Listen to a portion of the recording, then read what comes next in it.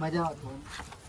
આ તોપ ગોળો ને બધું લગાવવાનું એ કોણ ના કોઈ અલ્યા ફસાઈ ગયો અમાર સરવણ પર ફસાઈ ગયો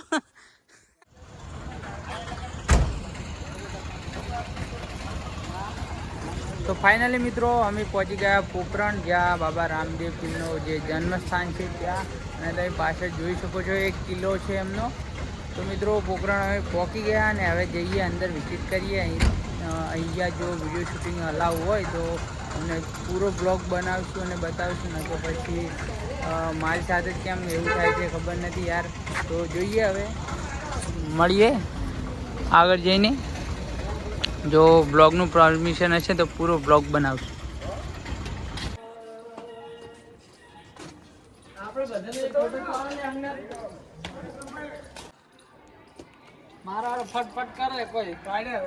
તો મિત્રો આપણે પોખરણમાં આવી ગયા છે ને શૂટિંગનો અલાવ નથી તોય પણ થોડું ઘણું કીધું શૂટિંગ કરી લઈએ તો બધા ના જ પાડે બધી જગ્યાએ આપણને તો શૂટિંગ કરવાનું તો ખબર નહીં શું પ્રોબ્લેમ છે યાર બ્લોગ બનાવતા એટલે ના જ પાડે કે ભાઈ સોશિયલ મીડિયા ઉપર અપલોડ કરો તમે બધા તો એ માટે આપણને ના જ પાડે છે પણ ખબર નહીં શું પ્રોબ્લેમ થાય છે આપણી સાથે તો ભાઈ બાબા રામદેવની જન્મભૂમિ એટલે પોખરણનો મહેલ આ કહેવાય છે તો જોઈ શકો છો અને આ સરવણભાઈ ભાઈ અંદર પેસી ચેક કરી કે શું દેખાય એમાં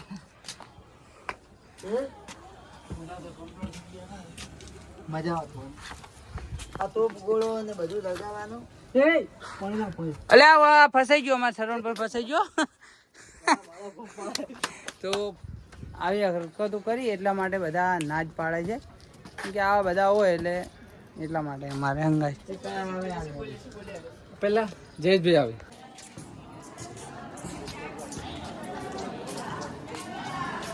તો મિત્રો ઘણું બધું આપણે કેપ્ચર નથી કર્યું કેમ કે બધા હતા અને આગળ જઈએ થાય છે હવે અમારે શૂટિંગ બંધ કરાવીએ છીએ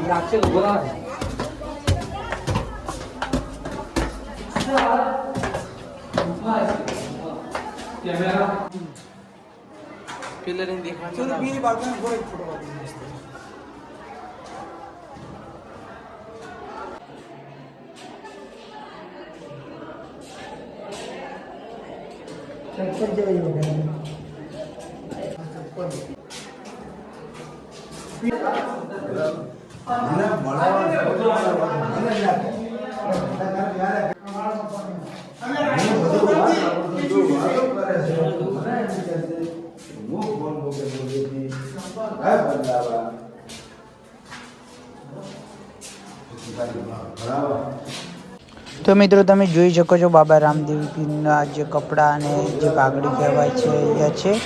તો બાબા રામદેવ પીર જ્યાંના હતા ત્યાંના બધું એમનું વસ્તુ પણ છે અને આપણે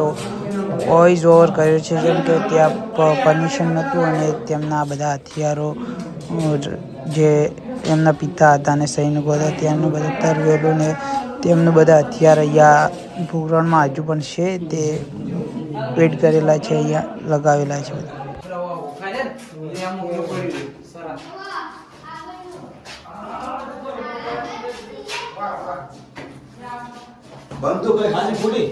હાજી હાજી કેટલું ટાર્ગેટ થી બનાવીને પણ માર કોમ ન યાર વસો